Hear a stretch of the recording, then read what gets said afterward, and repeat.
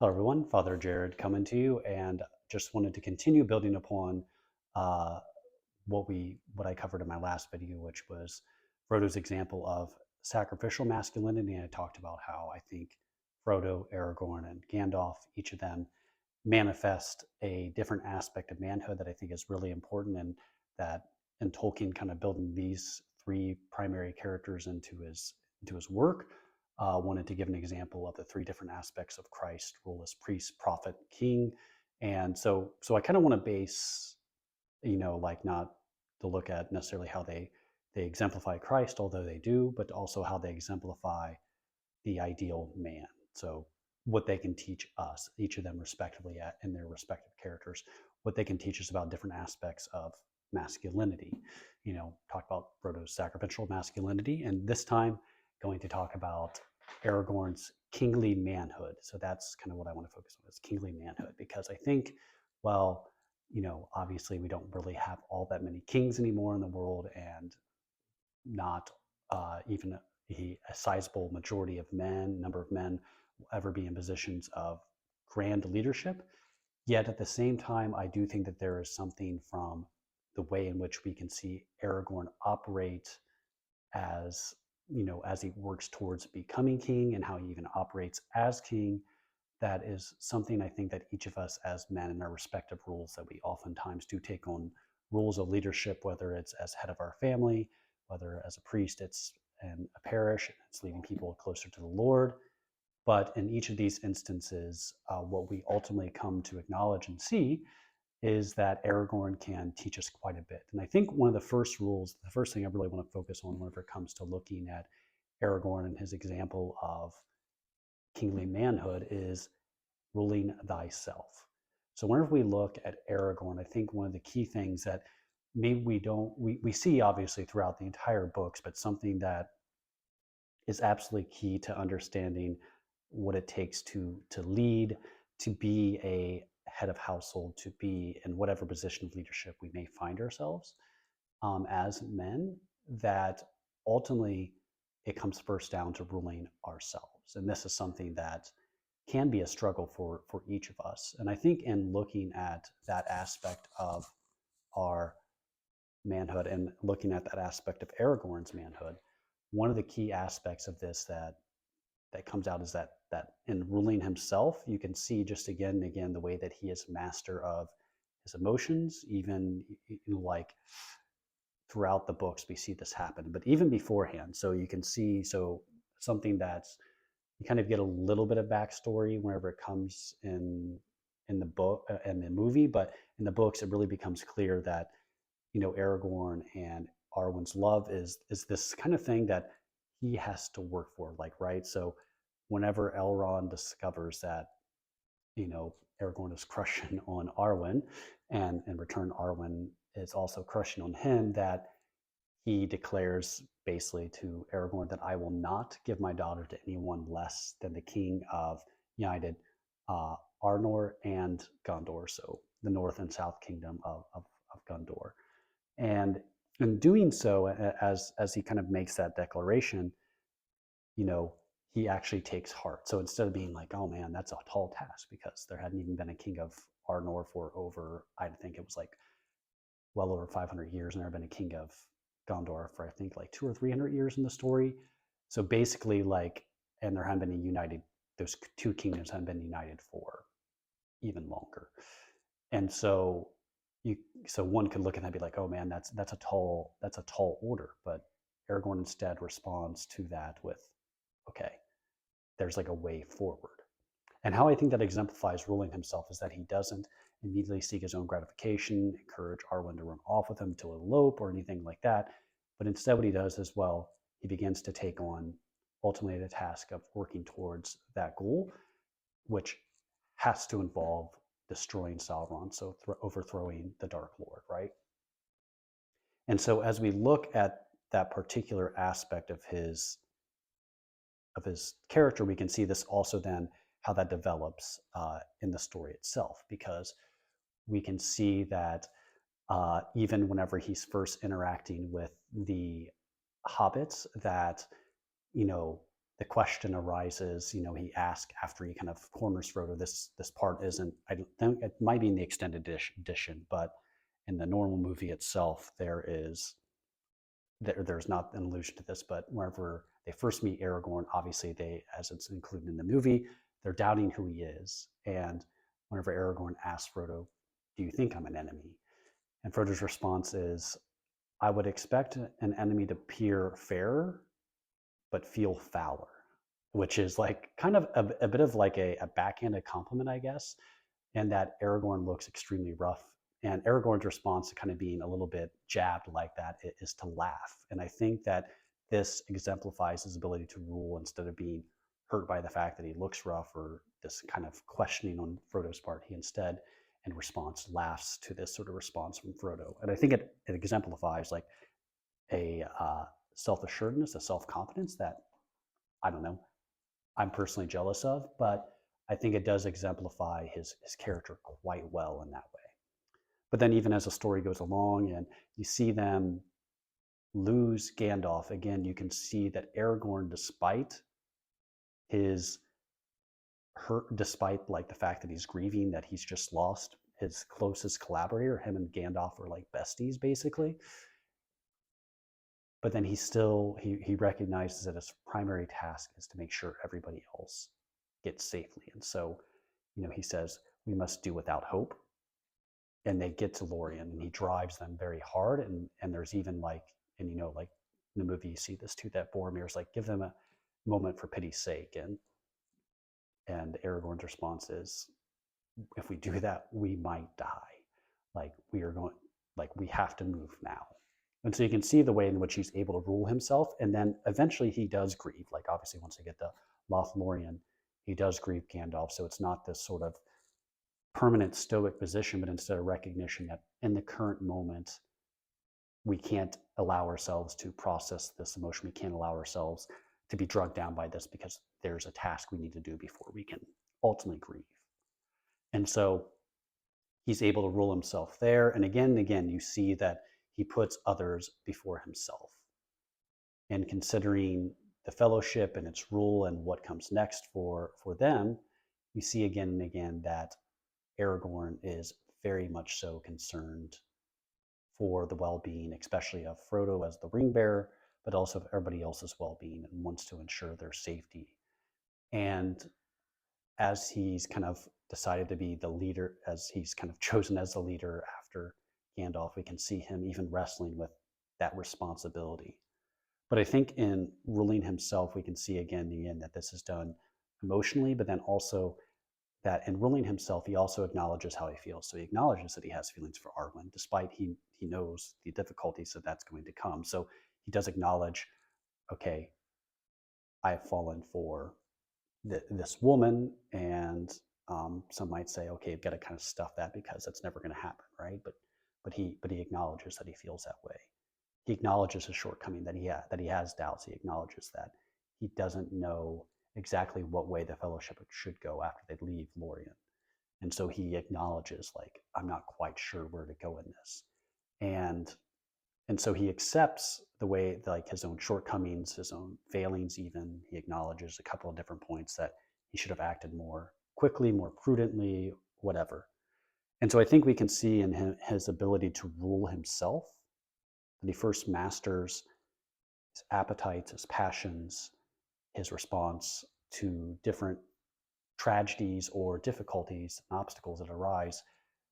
That Aragorn is an example of someone who first rules himself, and then that enables him to then be an effective leader of men, elves, dwarves, and hobbits, right?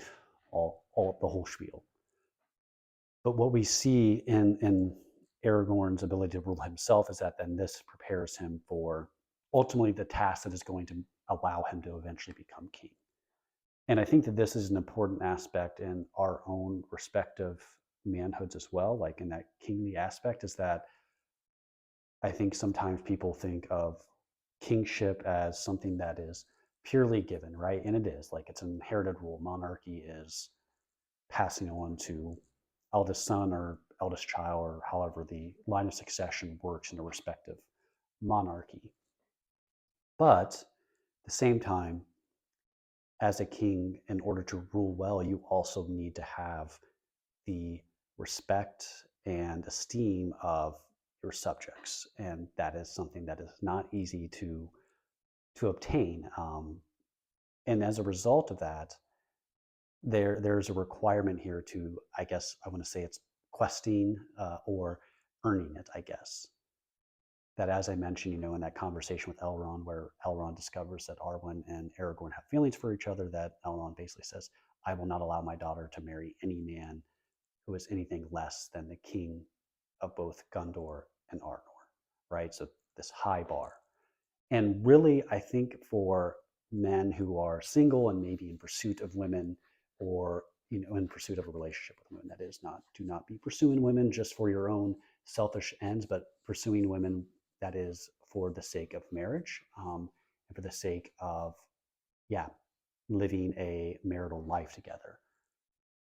But as one orders himself towards that, there is an importance of learning to rule thyself. So, in earning it by the adventure, the quests that we enter upon now, that ultimately, I think for men, and even this is something that I think I wish I would have maybe recognized a little more clearly, even in seminary, is that ultimately that human formation, that the importance of learning to control your emotions, to process your emotions, so be able to express them honestly, but effectively and appropriately, right? I think all those different things is like, yeah, some of that I probably should have focused on a little more and given more attention to. But unfortunately, that just, yeah, unfortunately, I didn't do that as much as what I should have. And I can see how that has led me at different points in my life to have difficulties in terms of developing healthy friendships and helping to cope with difficult emotions, difficult people, all those things. And if I had done a better job in seminary of recognizing the way in which I should be preparing to earn my role as a priest, as a pastor, all those different things, that things would have been much better for me. Now, if you're like me, and let's say you're a man, you're like, well, I also, and like, now I'm found my vocation, I'm married with kids, and now I don't do this. Don't despair. There's always a way forward out of that. But I'm simply bringing this up because what we see Aragorn doing throughout the Lord of the Rings and what he does before the Lord of the Rings is ultimately a sort of questing that he is developing his character, his personality, in the crucible of the obstacles, the struggles of his time, and ultimately fighting the good fight. And I think that this is something important for us as men to recognize too, that while we may not have, well, there may not be any orc armies or dark lords to fight against physically or literally, there are, however, certainly within our culture and within our communities, other struggles that assail us as men, that men move about oftentimes, and I think men do feel somewhat purposeless. Is my life just supposed to be my job? And if I don't enjoy my job, does that mean that I'm not being fulfilled? And and then I think we have that, the issue of male loneliness, and the issue of the rise of the use of adult entertainment. Is that in each of these things, that, well, again, it's not like a literal physical enemy that we can identify super easily and do something about. It is something to where I think that there is a questing and sort of earning it that can come with it, right? That as we address the issues of, okay, well, I don't necessarily super enjoy my job, but I can still find meaning in the midst of it, right? So, like, I think one of the difficulties that, whether, like, in whatever state of life we find ourselves, is that not every single aspect of one's life is going to be enjoyable, right? So, I don't enjoy every single aspect of priesthood. Do I enjoy a lot of parts of it? Of course. But I think there's also a tendency for us to idealize and think that there's somehow going to be this perfect job that's going to check all the boxes, and it doesn't. sorry to tell you, it doesn't exist. And so I think one thing for men to keep in mind in looking at that and following the example of Aragorn is that he again and again learns to collaborate with others. And this is going to be a key thing is that in his earning and his questing, he's not simply a lone ranger. Like we meet him alone, but he ultimately worked with Gandalf a lot. Him and Gandalf collaborated quite often. He's often found to be with the Sons of Elrond, and then also the Rangers of the North.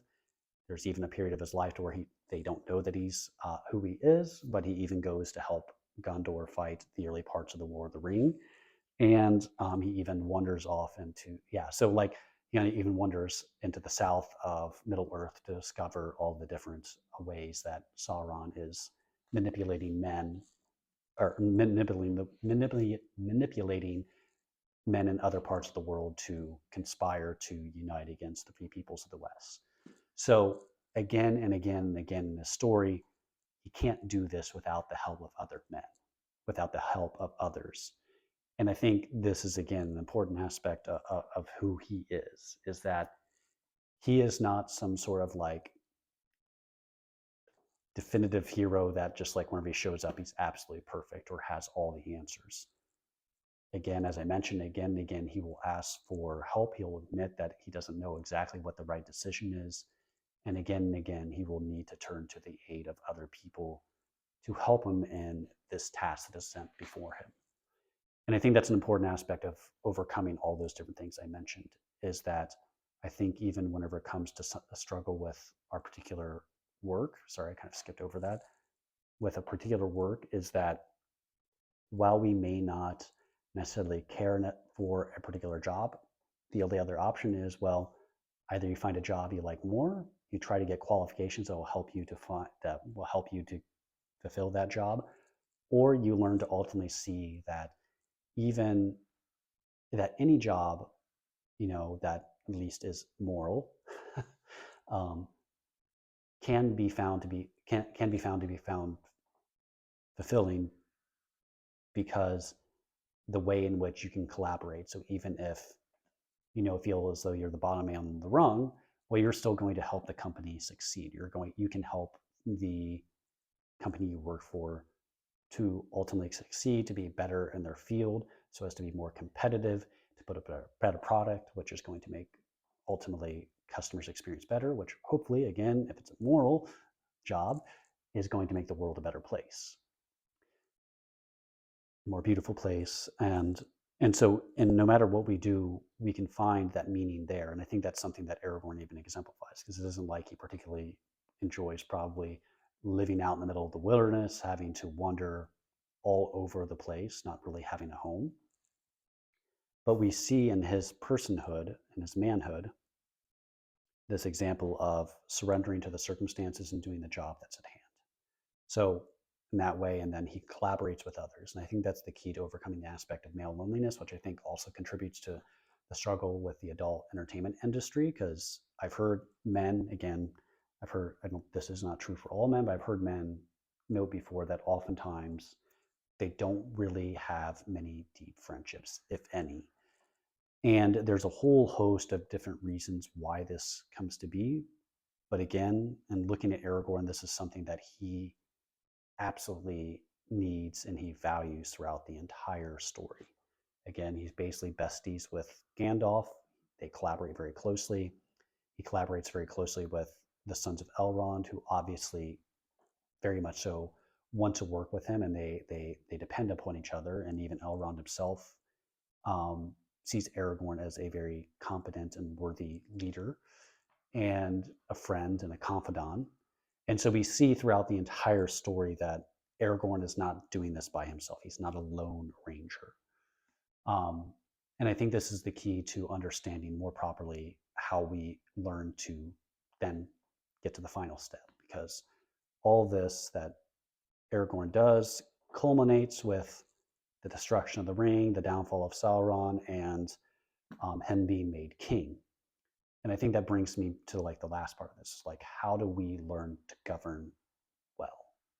Whether governing well means our families, whether it means being in some position of leadership, as priest being a leader of a father of souls, a leader of souls, or whether it even just means managing our own house well. So how can I better govern my own affairs, right?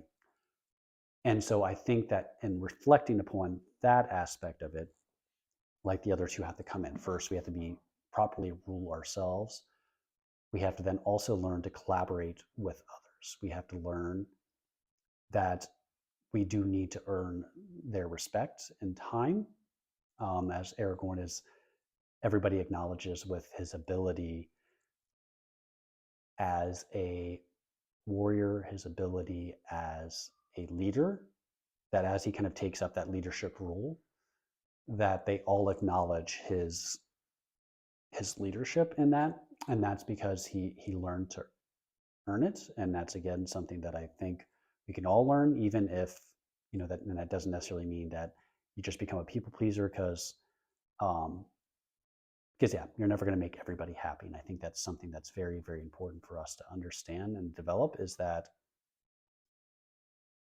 you're not always going to be liked. So this is not me saying earning it in the sense of like everybody's going to like every decision you make always, because they're not.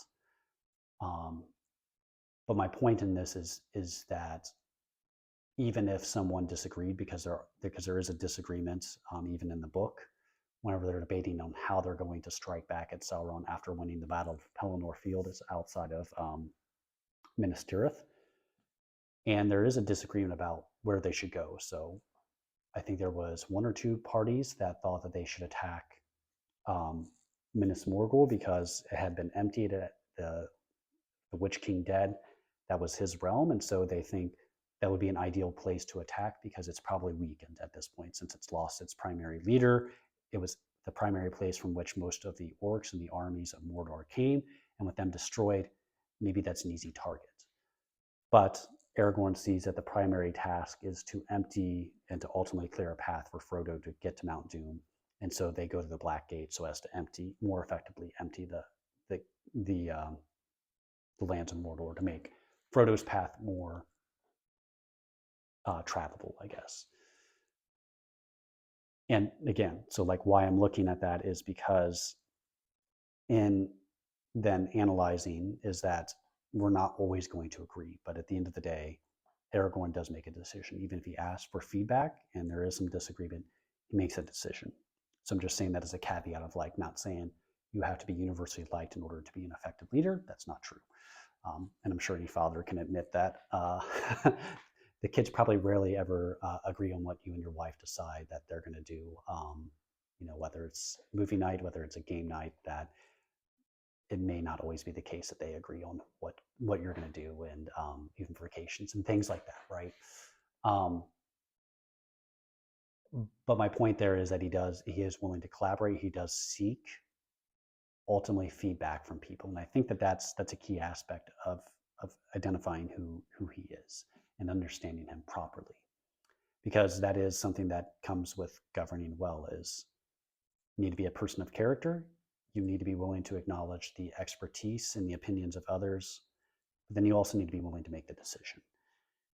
And I think that this is kind of like something that George R.R. Martin gets really, really wrong, because if you don't know who George R.R. Martin is, he wrote the Game of Thrones. I've never watched the show, but I have read articles and watched a few videos critiquing or idolizing his way of fantasy writing. But there's a criticism that he throws, because obviously with George R.R., he's trying to mimic J.R.R. Tolkien, so he obviously recognizes he's building upon Tolkien's work.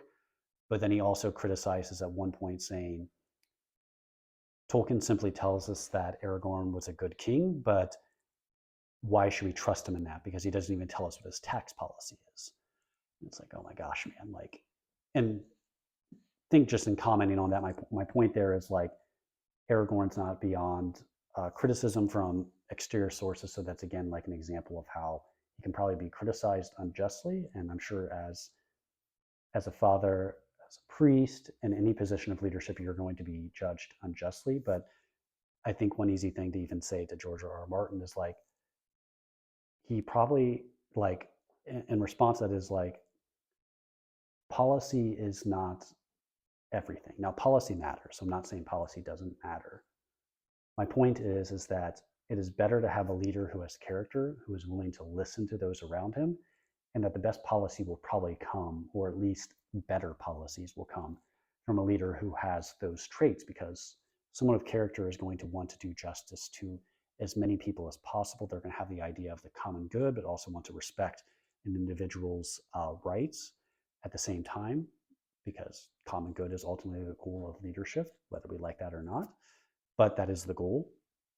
And then, also like, and listening to others, he's also going to acknowledge like, oh, okay, like maybe we need to tweak this plan a little bit because of these details that this person helped me to see, right?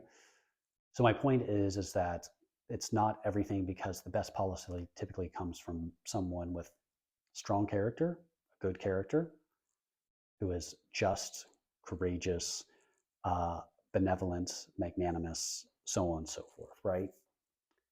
But then also, that person is going to be somebody who's willing to delegate, to accept other people's rules. And again, this is something Aragorn does again and again. Some people sometimes have this idea that being king means being all powerful. That's not true. So, right? So, for example, in Gondor, there's like a bunch of different fiefdoms. So that means that they are separate entities from the king. The king may be able to exact some taxes from them, but they also can reject those calls at times. So, for example, if Aragorn would call for soldiers, his fiefs could say, no, we're not providing this for you. And he cannot compel them to necessarily. And he cannot exact taxes from them beyond what they agree to. So there's a kind of a way in which we can even see within that sort of corrective that the idea of king, I think we've kind of tainted, because we think of kings as having absolute power. So probably something more like an emperor or a dictator. And in Tolkien's mind and in the mind of the medieval world, that's not always the way that it works. So that's a little bit of a historical side, but that's all basically to say that in looking at Aragorn as a good king is that he respected that aspect of people's collaboration, right? That they had these different concerns, that he was that he ultimately did his best to negotiate for the greatest possible good for the entire kingdom. And so that's all basically to say. Sorry, that was a little bit of an aside. Is basically to say that collaboration. So in governing well, it's because he's able to rule himself. So because he's able to rule himself, he has a good character. And also because he's able to rule himself, he's also able to receive feedback in a good way, which then allows him to rule well, because he rules with and not simply rules over, which is an important aspect of that character there. And that's kind of a lesson for especially married men, right? That as you get married, and as you are married, that you have to collaborate with your wife, you have to work with your children in order to bring about the greatest good for the family as a whole. And so you and your wife have to collaborate in order to do that, even if you are the head of the household, so to speak. Yeah, and that's the same thing for priest and in a position of leadership. And again, those are hard lessons to learn, because those things all come with ruling well, because collaboration with others, then if they correct you, you don't receive it as negatively as you might otherwise. If you're secure in who you are, if you are courageous, just, magnanimous, then somebody telling you, having a different opinion of you, it's not going to destroy you. It's going to help you to inform your decision to make the best decision possible. So all that to say basically that I think what I want to emphasize, and what I've been emphasizing with Aragorn's kingly manhood, which I think is maybe one of the harder ones to actually describe, of the three is the hardest one to describe, because it's kind of, because there's like so many little details to it, and it's hard to exactly pluck out all these things from his character, but they're all there, right? And so we first have to rule ourselves as men. And as we learn to rule ourselves, we do so by becoming competent by becoming betters in our respective areas of expertise, our trade, and our friendships, by collaborating, by learning to develop healthy friendships with men that are truly vulnerable, that are truly beneficial, that are truly oriented towards virtue and holiness. And then finally, after we kind of develop those things of ruling ourselves, developing healthy relationships and collaboration with others, that then we're able to govern well, whether that governing means only a family, whether it means some other position of leadership, or even if it just means continuing to govern ourselves in our own household well. Either way, all of those things that ultimately they serve to help us develop that aspect of our friendship. And that's kind of the culmination, right? Because that's how Aragorn's manhood is fulfilled, is when not only does he become king, but then also he marries Arwen. So he calls it the crowning of his manhood. That's what he calls the crowning of his manhood in the book, which is rather beautiful. Um, and then also he's just a man who trusts, right? So he's a man surrendered to his rule, but then also he surrendered to life as life comes, because I think that's a key aspect to also governing well, is accepting when maybe it's no longer our time to rule, maybe our rule has to kind of take a step back, or whatever that may be, right? And so I want to share with you, just as we kind of close out this, that he's also one who does not fear death, that he's willing to let go of even his closest human relationships. And this is a discussion between him and Arwen. So this is not in the movies, and it's kind of it's in the appendix of the final book of the series at the end of the Return of the King. And this is a discussion between him and Arwen as he's dying. And so I just want to read you that because I think it's a beautiful expression. So it seems, he said, but let us not be he said, which is Aragorn, but let us not be overthrown by the final test. Who of old renounced the shadow and the ring? In sorrow we must go, but not in despair. Behold, we are not bound forever to the circles of the world, and beyond them is more than memory. Farewell. And the reason I share that with you is because this is Arwen kind of getting her first taste of what it truly means to be mortal. And she's sad, and she is asking him to hold on for a little bit longer. And his response is simply that this is the time, right? He's accepting his death as it comes. He's accepting that it is now time for him to let go of his beautiful marriage, to let go of his children, to let go of his kingship, and allow himself to be received into the arms of the Father. And I think that then this is where I want to end, is that I think his kingly manhood is also found in his willingness to lay that down. He didn't need the kingship throughout the Return of the King. He didn't have to prove himself to have that position of power. But he accepted it nonetheless. He earned it. But then even at the end of his life, as he begins to decline, that he accepts, this rule is no longer for me. I'm no longer the person to rule as king. I have to let go of my wife in order to go on to my eternal reward. And I think that's the final mark of his kingly manhood, is that he's willing to lay that down. He's willing to lay down his life literally, and sacrificing and willing to die throughout the entire series for his friends, for his future wife, for his country. But then even at the end of his life too, that he's willing to lay down his life so that others might fulfill their role, might fulfill what they're being called to do. And so with that, I hope that was helpful. I'm not real sure how I feel about this, so let me know what you think. This was not go quite as smoothly as I wanted, but hey, I tried. So I hope you all have a blessed Christmas, and we will see you around. God bless.